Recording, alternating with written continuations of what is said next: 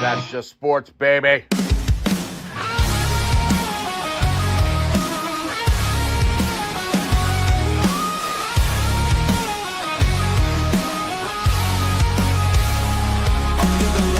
Crowd goes wild, strawberry ice, bringing fire and style. Reds, Bengals, Bearcats, all in my zone. This is my stage, my mic, my throne. Boom, like a hammer, I'm breaking the game. Strawberry ice, you're gonna know my name. Sports Talk Thunder, hear the podcast roar. Cincy's line is kicking down the door. Step into the ring where the passion ignites. Talking sports all day and all night. From the field to the court to the roaring stands. Strawberry ice with the world in my hands. Boom, like a hammer, I'm breaking the game. Strawberry ice, you're gonna know my name. Sports Talk Thunder, hear the podcast roar. Cincy's line is kicking down the door.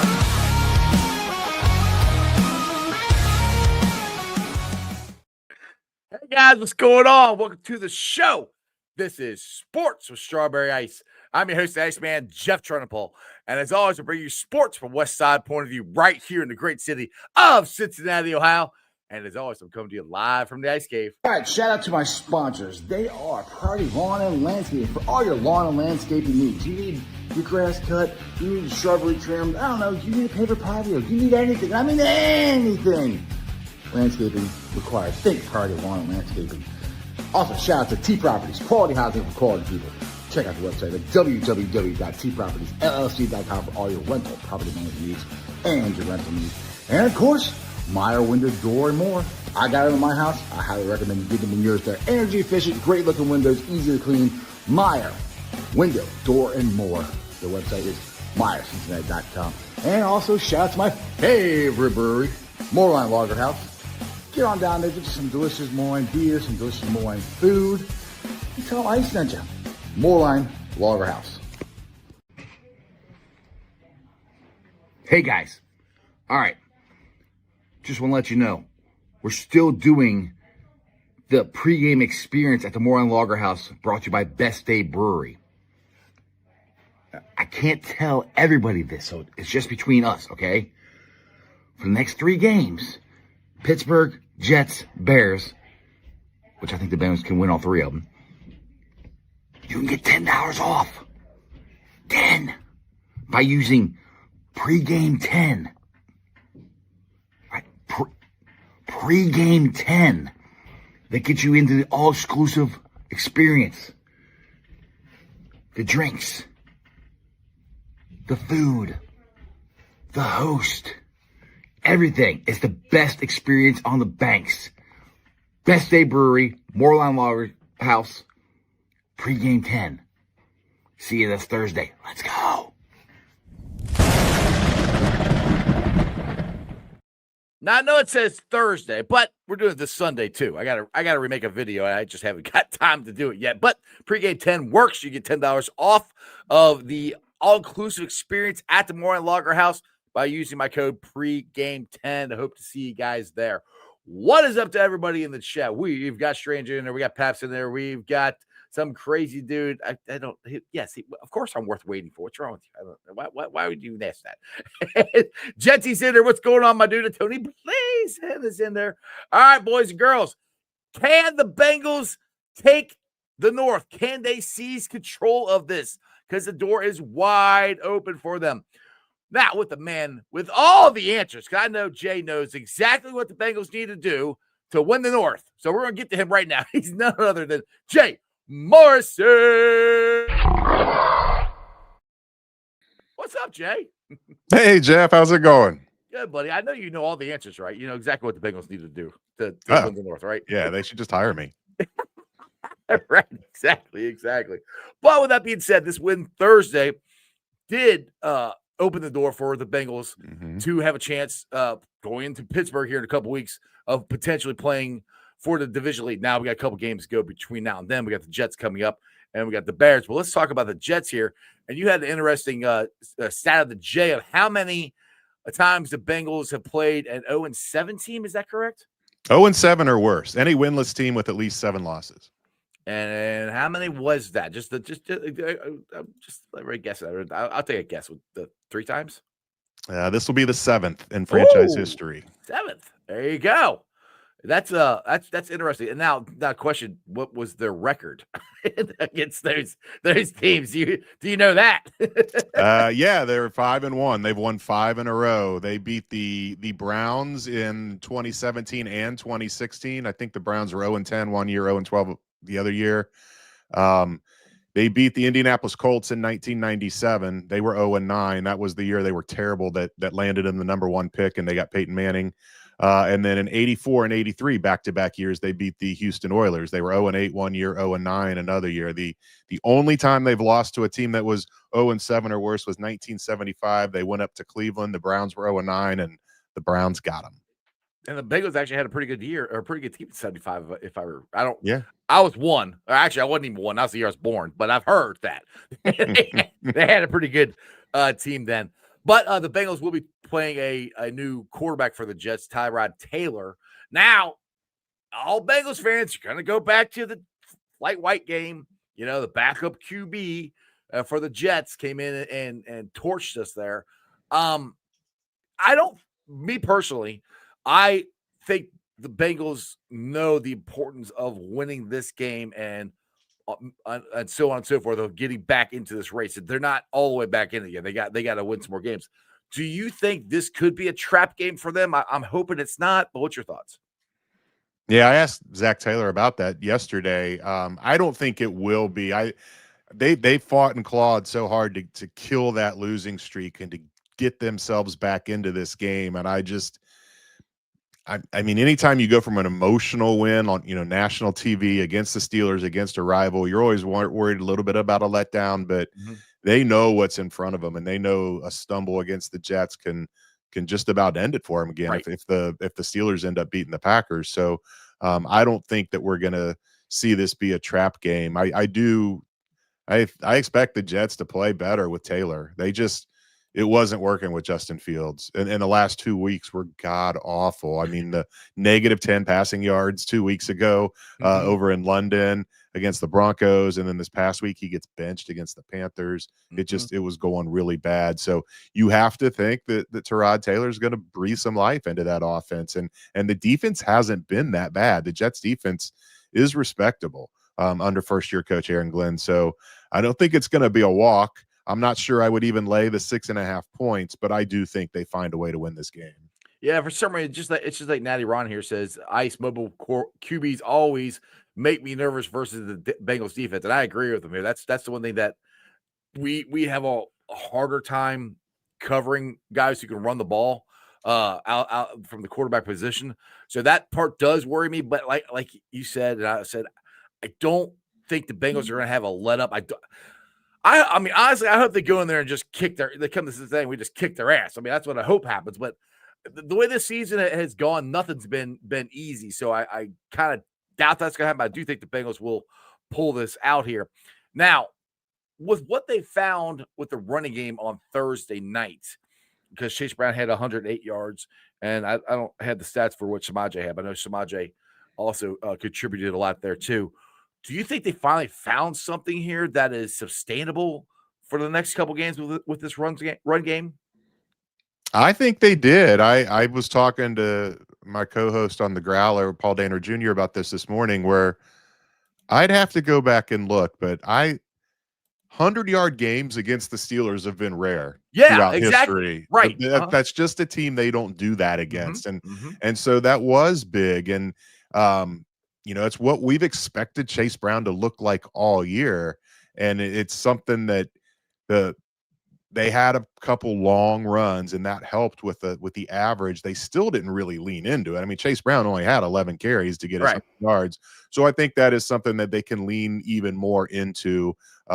You get a lead, you play with a lead, and I think that we will see them run the ball even more against the Jets. And it did seem like they'd found something. And Jalen Rivers he's moving people in the run game, and he's not elite yet. He's still a rookie, making rookie mistakes, but he seems like the one guy on that offensive line that is is better as a run blocker than a pass blocker. All the rest of these guys are here because of what they can do in pass protection, and Jalen Rivers really seems to excel in the run game. So I think we're going to see them lean into that even more, and getting leads is going to be key. Playing from behind the way they were during that losing streak, that's just not a recipe to run the ball, and you're basically getting sacked on first down at 2nd and 10 or an incomplete on first down, and you're just running the ball on 2nd and long just to try to make it 3rd and manageable. Whereas now you're running the ball whenever you want, and first down runs are getting 5, 6, and then you're in 2nd and 4, and the whole playbook is open. I think that was a big part of that game that was overlooked with the excitement over Flacco and Jamar's franchise record. The run game was what really stood out to me Thursday night. Yeah, for me, if we're not able to run the ball like that, we can't throw it like that. I mean, you gotta have the run to open up the pass, and I think they hopefully found something there. And Rivers, it's about time we got somebody on the offensive line that can run block.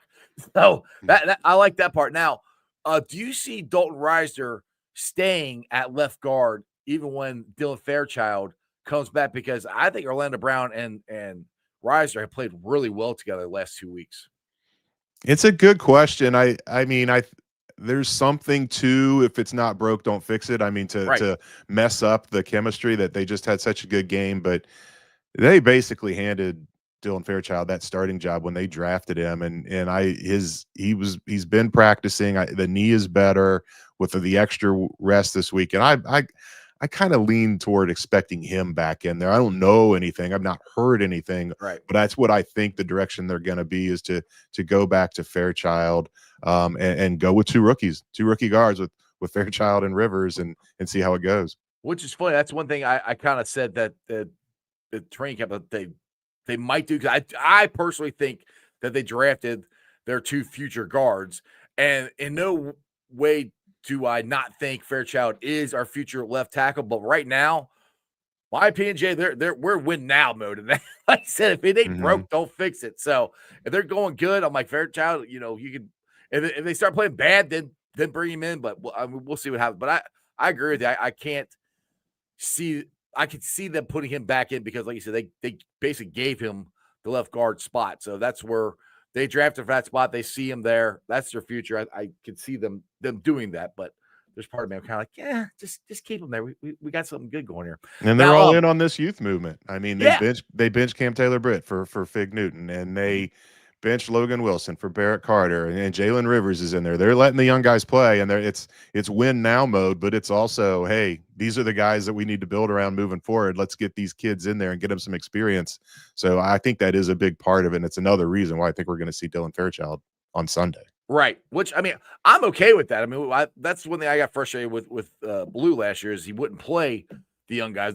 We had to find out what we had. But to that extent, then why is Geno Stone still playing so much? I mean, do they not believe in Tyson Anderson? I don't think they do.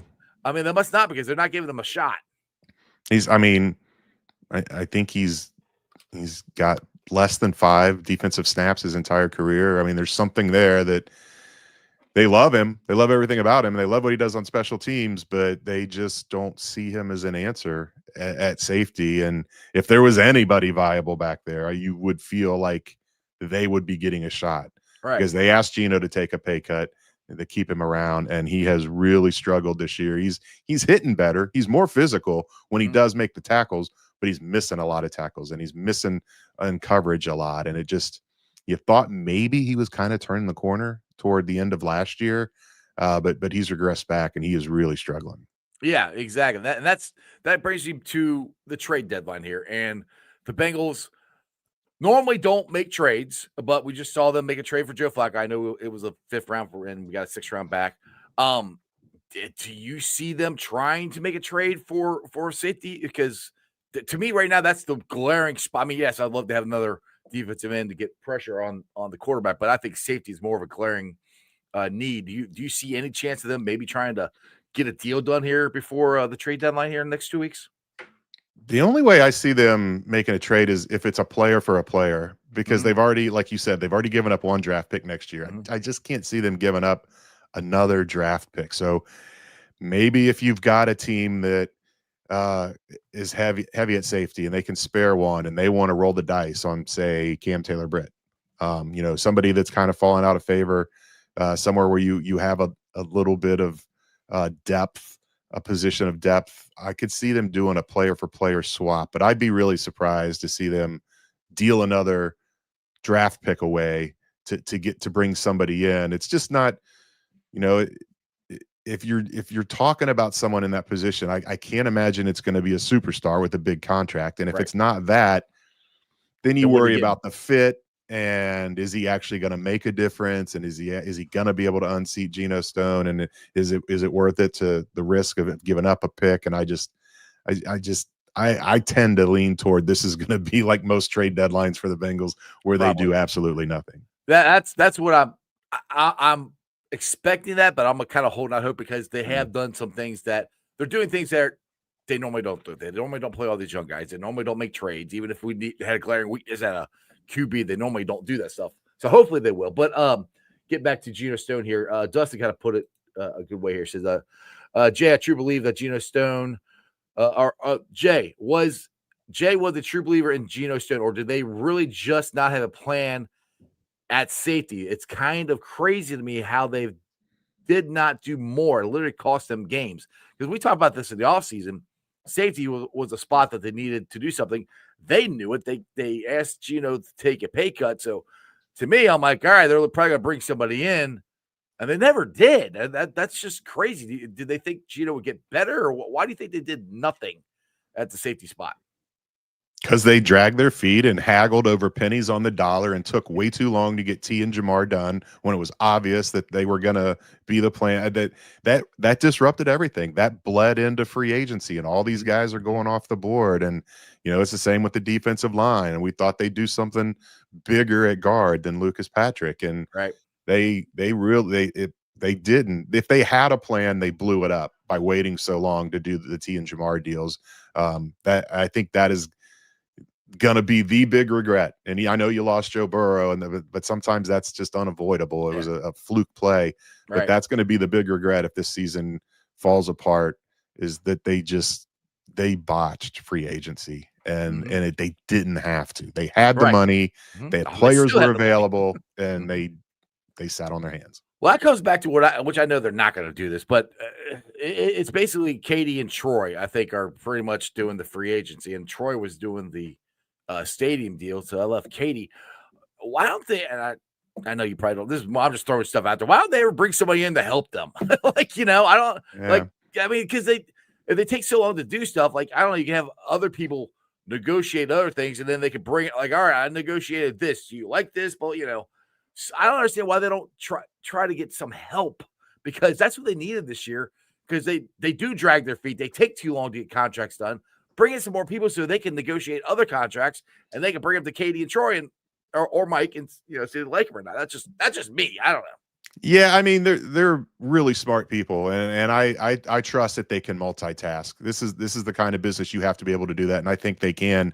I think it wasn't so much that they were just too busy to get around to it. I think they just tried to drive too hard of a bargain and tried to squeeze every little bit out of those deals, instead of just saying you're giving T and Shemar all that money anyhow, get it done and move on. And they did what they do. They try to get every little nickel out of those contracts. And the thing is, they do that, and they never save themselves any money.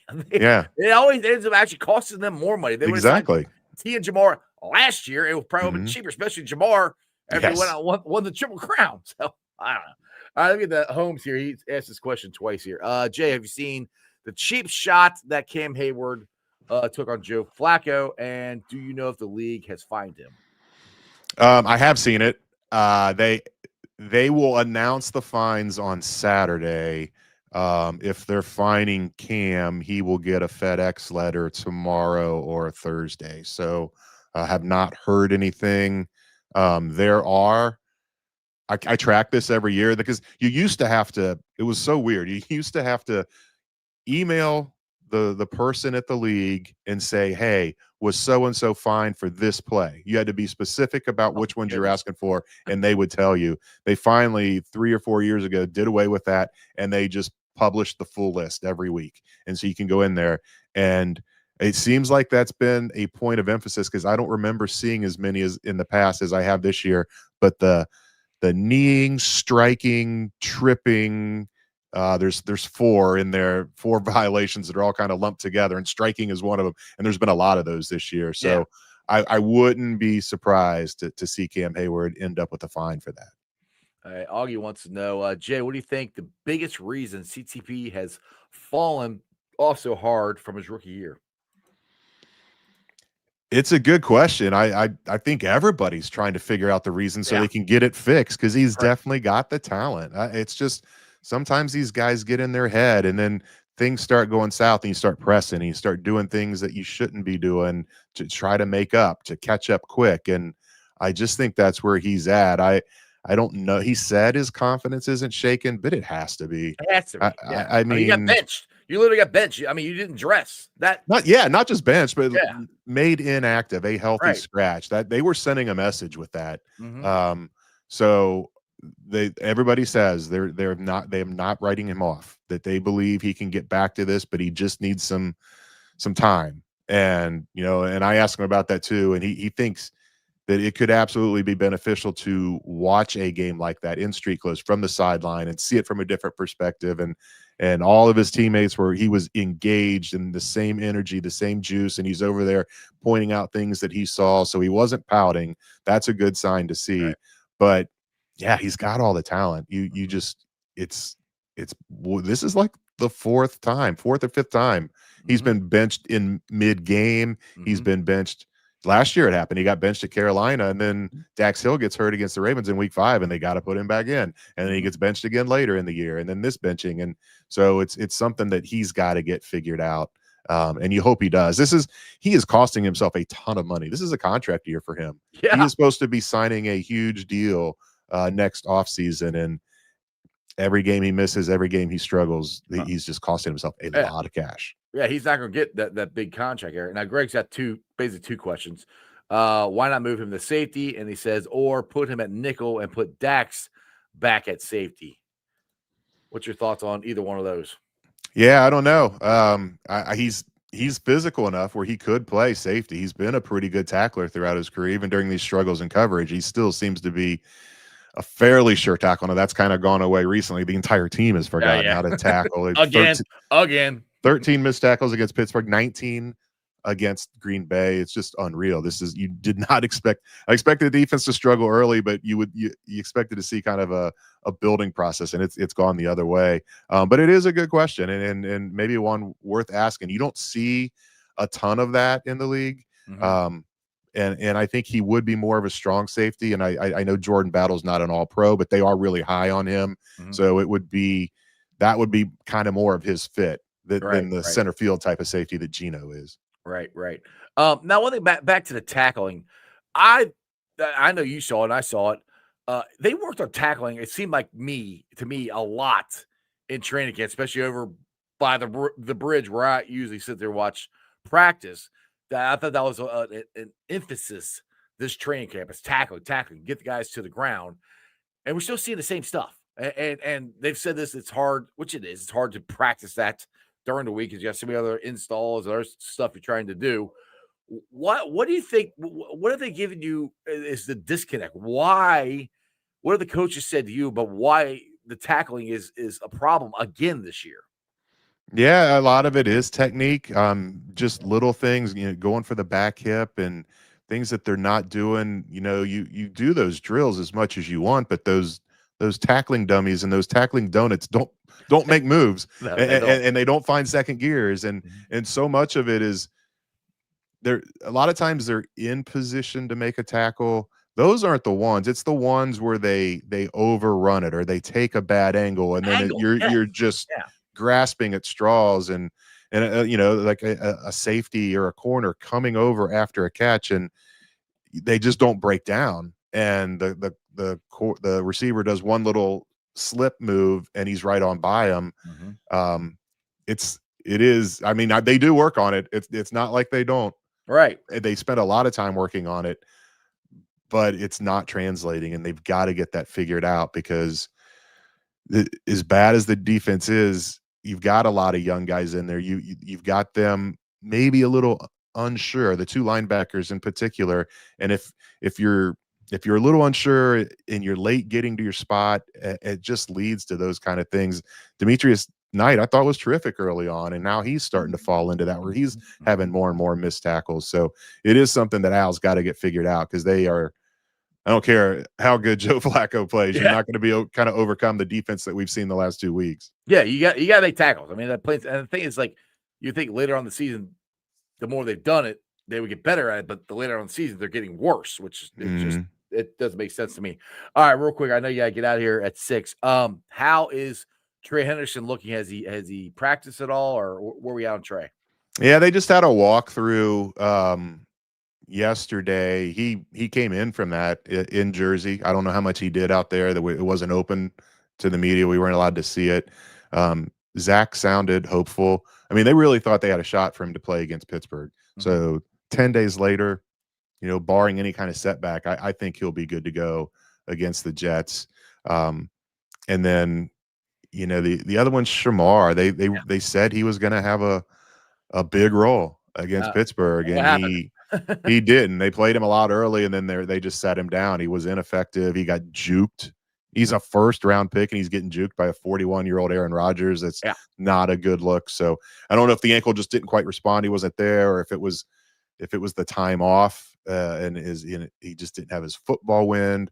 Or, I mean, we forget he's a rookie. He's played 1.5 games before Thursday night. So I think that was a part of it too. And they need to get him back in there and get him going, because the defense looks a lot better if Trey Hendrickson is in there, but if he has to miss more time, and it looks like it did Thursday night with absolutely no pass rush from anyone, again, that's hard to overcome. Yeah, and that's the key to the pass rush is Trey Hendrickson and hopefully Shemar, and hopefully we get something out of Joseph Osai and Miles Murphy is too. But I was kind of surprised of Shemar. I'm like, all right, we're gonna have him come in, and he's gonna, because he did disrupt some things in the first game and a half that he did play. But yeah, it might be out of shape. Ankle, who knows? Hopefully, I'm just chalking it up to one game. We'll see what happens against the Jets, and hopefully him and Trey can get some pressure on them. Jay, I know it's Taco Tuesday, and you got to get the heck out of here. Got to take my daughter to dinner for her birthday. So exactly. She's 29, but we are we're going out of town tomorrow. Her birthday's tomorrow. Awesome. So well, get her some tacos tonight. Tell her happy birthday for me. I just went out last night with my daughter. My daughter, she's 21, but she turned 21 a while ago. We just went out last night, so it's always cool to go hang out with your daughter. My wife's out of town, so me and my daughter went out. So there you go. Were there pops involved? 21. That's there's some couple. Like I mean, me. I kind of like beer every once in a while. Yeah. Jay, hey, plug your stuff before I let you go, man. The Growler podcast with Paul Daner Jr. Just new episode went up today. Again, I'm going to be heading to Florida, so I won't be around this week. I won't be covering the game on Sunday, but after the rest of the season, the walkout after every game, we catch you up with everything that happened. BengalsTalk.com. All my stories are up there. The stat of the J every day. I'm putting a bunch of them in the can so they can run them each day while I'm gone. And then follow me on Twitter @by Jay Morrison. All right, Jay. Appreciate it as always, man. Hey, take it easy and have fun with your daughter. All right. Thanks, Jeff. See ya. All right, guys. Hope you enjoyed that as much as I did. We can hang out here some more, just you and me, and we can discuss some Bengals things and try to stay on here till 6 o'clock. So, but yeah, the Shemar Stewart and Trey Hendrickson thing to me is a little concerned. Well, not a lot concerning, because especially Trey. Trey is our pass rush. We need him, especially going in against the Jets this coming week. And if we can get, I've said this over and over and over again, if we get consistent pass rush, that's going to help our secondary. So hopefully, like Jay said, I think Trey's going to play. I think Shemar is going to play. And just hopefully Shemar is effective, and I don't know how bad this ankle was, but apparently it was worse than they made it sound like at first. Because honestly, they could have put him on the IR. He missed 4 games. They could have put him on the IR, and they didn't. So we'll see what happens. But I don't know if you guys had a chance to check out my latest article on Substack. You can go there on Substack. It's Sports with Strawberry Ice. Is basically what we're talking about today is the chance the Bengals have given themselves with a chance to not only make the playoffs, but a chance to win this division. And if there's any Steeler fans out there, like, oh, you're crazy. That's not going to happen. Like, actually, it's very plausible. You go and you beat the Jets.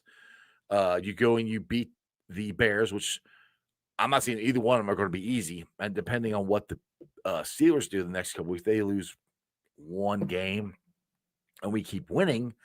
I think you're going to Pittsburgh with the division on the line. And that's very plausible. I still find it crazy that people are still picking the Ravens to win this division because they're 1-5. And I know they're like, well, Lamar will be back. You do realize they were like 1-3 with Lamar. I mean, they weren't winning with Lamar. So 1-5 is hard. We were 1-4 at one time last year. And we had to win 5 straight to even have a shot of getting into the playoffs. So the Ravens damn near have to win the rest of them. I mean, they're a talented enough team, but I've never believed in their defense this year. I don't think they're as good as people think they are. It's just the same way I said about the Steelers defense. I don't think the Steelers defense is as good as people kept hyping them up to be. Now, the Bengals defense, this is where it comes down for me. I think, I'm not saying they got the offense figured out, but they got a very good stepping stone with the offensive line. And like I said, I would keep Dalton Reisner out there. No shade on Dylan Fairchild. I would keep Reisner out there because if it ain't broke, don't fix it. That's what I would do.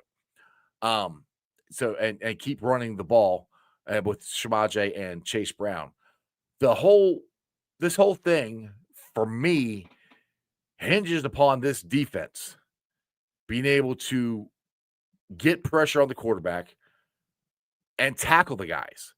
And those are two things that they have not done very well at all this year. I don't know what you do with Geno Stone because that's a glaring weakness that I don't know how you fix it other than try to trade for somebody. And I don't know if there's anybody out there that they could trade for. I mean, I know somebody said Cam Taylor-Britt for Mad Max. That's not going to happen. Hey, if the Raiders would do that, I'd take it in a heartbeat, but that's not going to happen. So they got to win with what they have on the field. And this is where I think the coaching staff and the organization itself has really taken on, or I don't know, I guess they're feeling the pressure, or really they're attacking this. The way they've attacked this during the season is the way I wish they would have attacked it during the offseason, and we wouldn't have the problems we have right now. How they attacked going out and getting Joe Flacco, how they have attacked benching guys, trying to play the rookies, trying to find something that works. If they would have done that in this offseason, like went and signed a safety, went and signed a better guard, went and maybe got another pass rusher, things that I wanted them to do, I think all of us wanted them to do in this offseason, would have put us in a better predicament than now. But they're trying their damnedest to fix this. Is it fixable? Yeah. Can they do it? I believe they can. We'll see what happens. I mean, it's not going to be an easy road. And the thing is, the more they win, the better chance we have of getting Joe Burrow back. Now, I know I listened to Cincy 360 today, and somebody asked Tony Pike and Austin Elmore, well, if Joe Flacco is playing really good, do you stick with Joe Flacco, or you bring in Joe Burrow? And to me, it's a no-brainer. You bring Joe Burrow back in because Joe Burrow is the best quarterback, in my opinion, in football. So no matter how good Joe Flacco is doing, if Joe Burrow is ready to go, you bring him in there. All right, let's see here.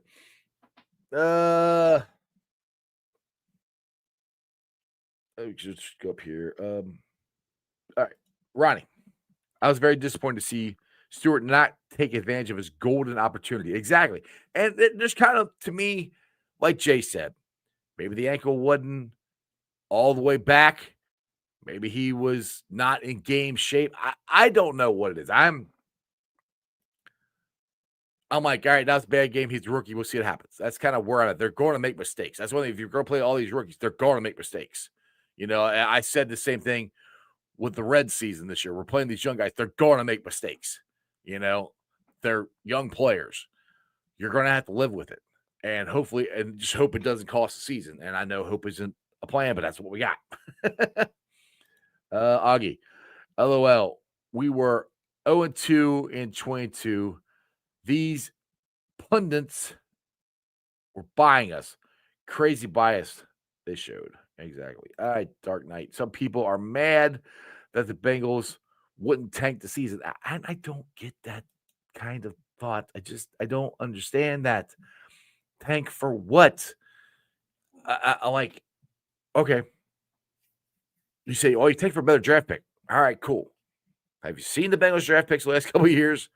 It's not like these guys are coming in and making instant impacts. Yeah, I think we got our future guards, but they're not like all pro guards right now. You could have went and got a free agent guard and let him play for a year or two and let these young guys learn behind them and then do it. There's things that I just don't, and I don't, when they were saying this when we were 2-0, we were 2-0, and they were like, Joe's gone. We need a tank. Like, for what? We still got Shemar and T. Like, literally, the only person at the time was hurt was Joe. It made no sense to me. Let's see here.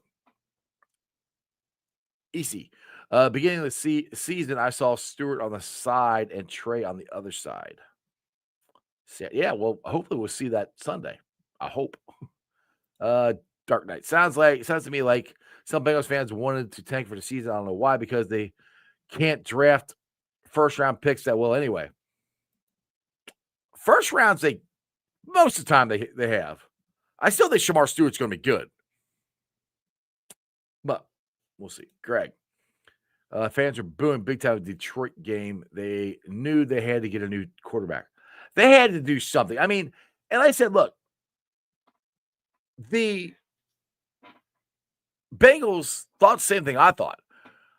Jake Browning played really good the last time. And I still remember it was John Sheeran came on the show, and I was talking to him about, how good Jake Browning did last time. He goes, well, he did and he didn't toward the end. It seemed like they figured him out. And I kind of remember that. I'm like, well, he got better. It's been 2 years, so he probably improved. It didn't look like he improved. So the Bengals thought he was going to come in and do what he did 2 years ago. I thought he was going to come in and do what he did 2 years ago, and he didn't. And once it got clear, so clear that he wasn't going to do that, they had to make a trade. So, and the thing is, they listened to the fans too, because like you said, they were booing. What's he got here? William. I don't know why the Bengals fans want to see Burton. If he was good, he'd be out there over Tinsley. Yeah. Yeah. And it might be more. It's just the whole Burton thing because of the talent we saw that we've seen. But Tinsley's been out there good and out there fine. Holmes. I know Shemar's injured and a rookie, so we need to be patient as we aren't in midseason. But if this coaching staff doesn't coach him up, who does that fall on, coaching or Duke? That's a good question. Both. Because it was, I don't want to say a reach, but not everybody would have drafted him there because he has a really big ceiling. A lot of people have said that, but you got to coach him up for that. So to me, it's always both. You can't just blame one person. Duke drafted him, but the coaching staff wanted him. So they knew what they had. They knew what they had to do. So my answer is always both, Chris Crip, exactly. Why are we trying to players to return kickoffs or to block in the second or just to block in the second round? Why? That's about Burton. Who are you talking about? Oh, Drew Sample. You mean Drew Sample? Yeah. That one I don't know. I nobody could ever understand the Drew Sample draft, and he's been a good player. It's just he's drafted way too high. Ronnie, I'd be looking to trade Burton. What a waste. And the thing is, but who wants him?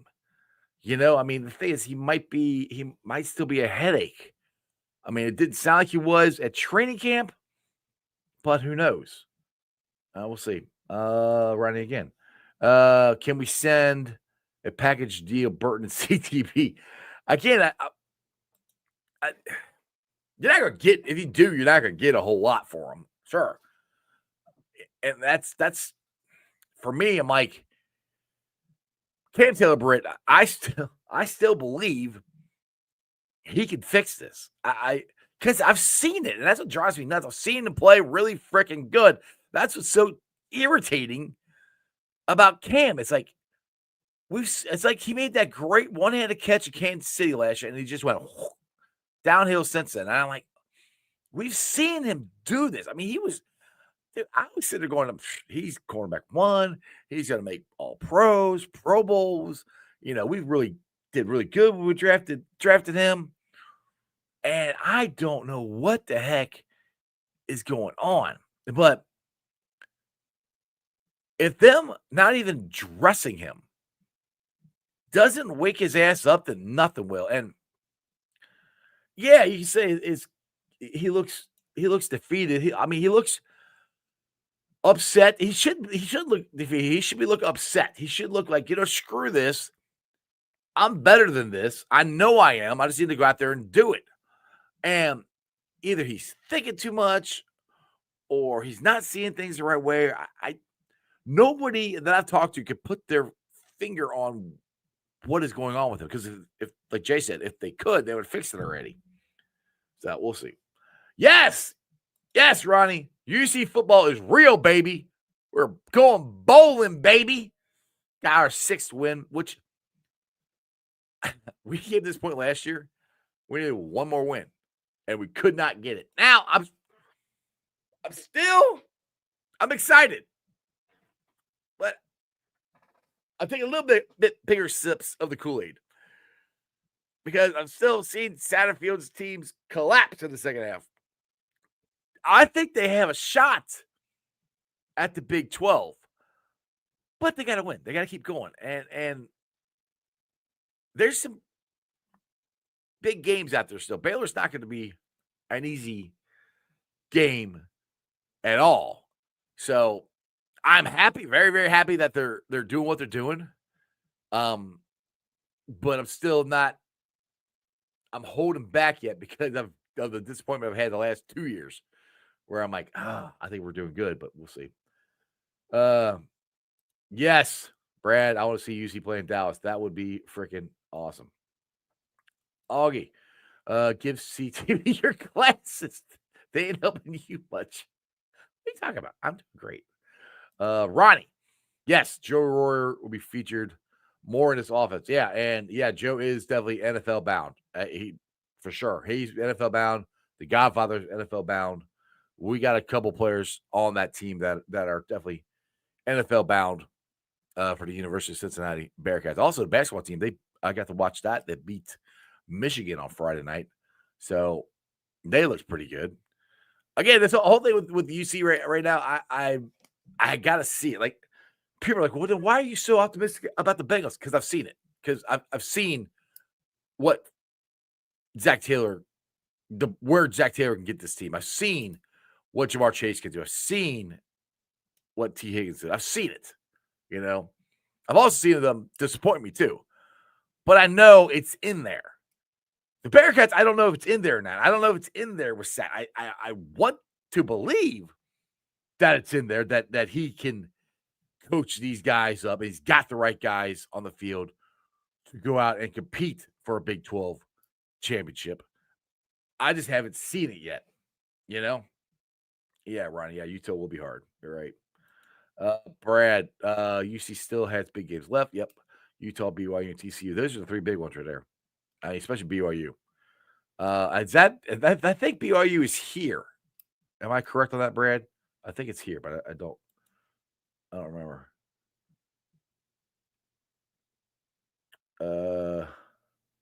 Yeah, you're sipping the Kool-Aid too. Exactly. That's not trying to be mean or anything. Trust me, I'm wearing them. Bearcats all the way.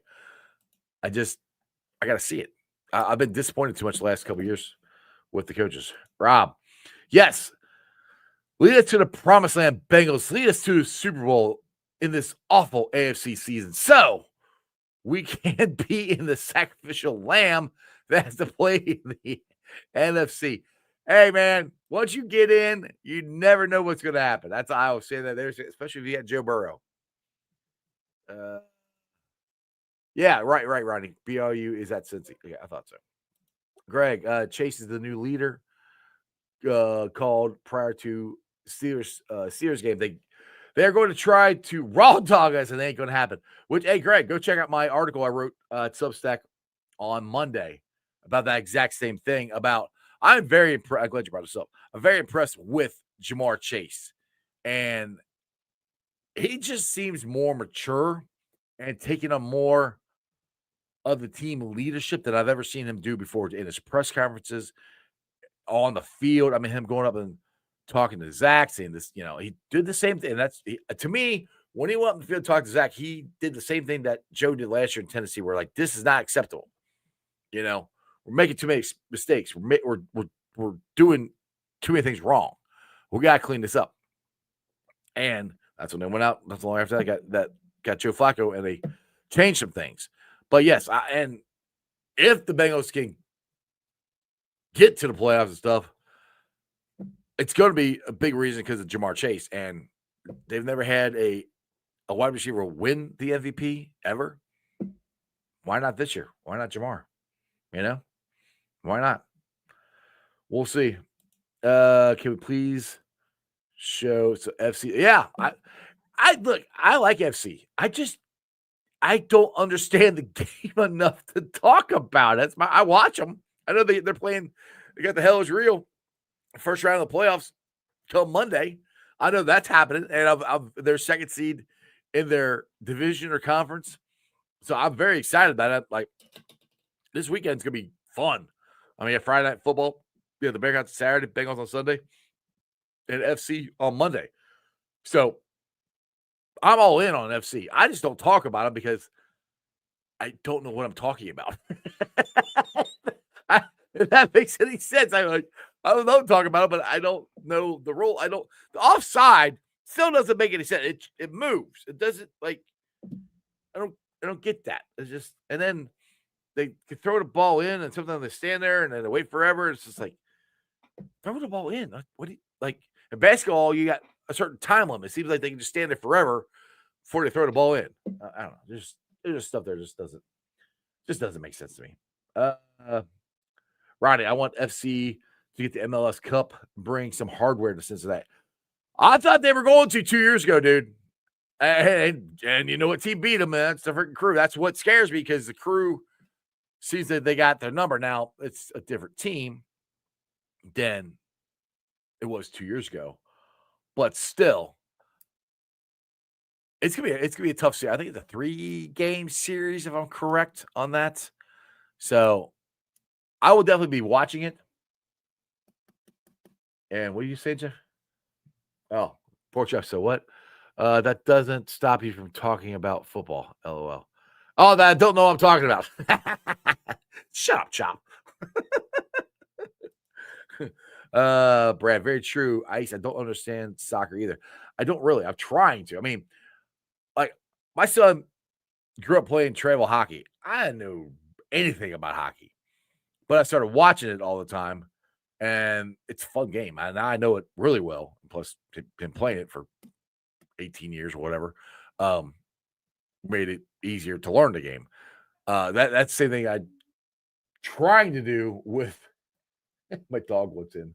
It's the same thing I'm trying to do with FC. I just don't watch them all the time. I never know when their games are. Their schedule's always still. They can play one time and then they're off for 2 weeks, and then they start playing in another tournament in the middle of the season. I'm like, is this part of MLS? No, this is a different cup. I'm like, okay. It's just very weird. I like it, and I have an absolute blast going to games. And if you could ever get into Bailey and watch a game there, I highly recommend it. It is awesome. Like I said, I just don't know enough about it to talk about it. They win the MLS Cup. Trust me, I'll be cheering and happy and going down to the parade. That's for sure. But thanks for watching, guys. I've been live streaming on YouTube, Facebook, X, Twitch. You can follow me on all those, along with Instagram, Threads, and TikTok. Also, like I said earlier, follow me on Substack. I've been doing some writing there. I would love to get Tommy G on. I'll have to read. That's a great idea, Ryan. I have to try to reach out to get Tommy G on. But Substack, go check it out. It's under Sports with Strawberry Ice. I'm actually getting some kind of good traction on people reading my articles, which I really appreciate. So if you guys haven't read it yet, go to the Substack. Please subscribe. You can also donate, kind of like you do super chats here. If you want to, that'd be awesome. I'll be pulling the sound off later on tonight. Put it on the podcast. It's on BeanPod, Apple iTunes, Spotify, Google, Stitcher Play, pretty much wherever you get your podcasts. Do me a favor, let's do it. Rate it, like it, review it. Leave a 5-star review and a comment so more Cincinnati fans can find my podcast. I'll be tweeting it out. I try to put it out in the morning on Twitter and on my Facebook. So if you guys are going to work and you want some local sports talk to listen to, because we don't have any here in the morning in Cincinnati, throw my podcast on and you can listen to it all the way to work, because I know it's on for an hour. There'll be some stuff you might miss. So check that out. I would greatly, greatly appreciate it. All right, shout out to my sponsors. They are Priority Lawn and Landscaping for all your lawn and landscaping needs. You need your grass cut, you need shrubbery trimmed, I don't know, you need a paper patio, you need anything. I mean anything. Landscaping required. Think Priority Lawn and Landscaping. Also, shout out to T Properties, quality housing for quality people. Check out the website at www.tpropertiesllc.com for all your rental property management needs and your rental needs. And of course, Meyer Window, Door, and more. I got it in my house. I highly recommend you get them in yours. They're energy efficient, great looking windows, easy to clean. Meyer Window, Door, and more. The website is MeyerCincinnati.com. And also shout out to my favorite brewery, Moorline Lager House. Get on down there, get you some delicious Moorline beer, some delicious Moorline food. And tell them I sent you. Moorline Lager House. Hey guys. All right. Just want to let you know, we're still doing the pregame experience at the Moorline Lager House, brought to you by Best Day Brewery. I can't tell everybody this, so it's just between us, okay? For the next 3 games, Pittsburgh, Jets, Bears, which I think the Bengals can win all 3 of them, you can get $10 off. 10 by using pregame 10. Right? Pregame 10. That gets you into the all-exclusive experience. The drinks. The food. The host. Everything. It's the best experience on the banks. Best Day Brewery, Moorline Lager House, pregame 10. See you this Thursday. Let's go.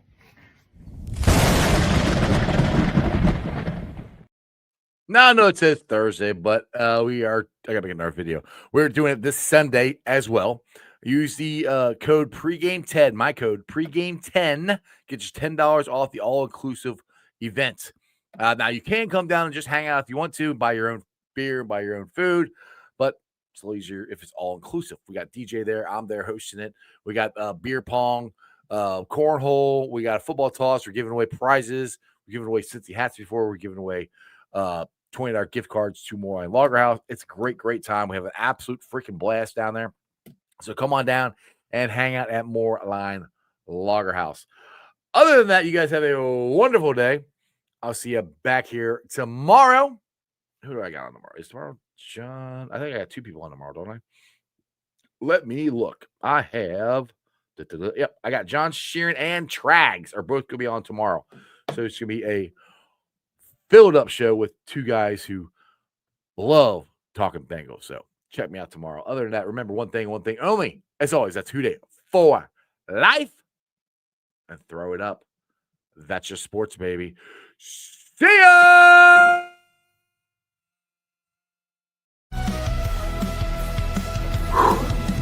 Another great show. You guys still here? The show's over. You can come back tomorrow. I'm out of here. See ya.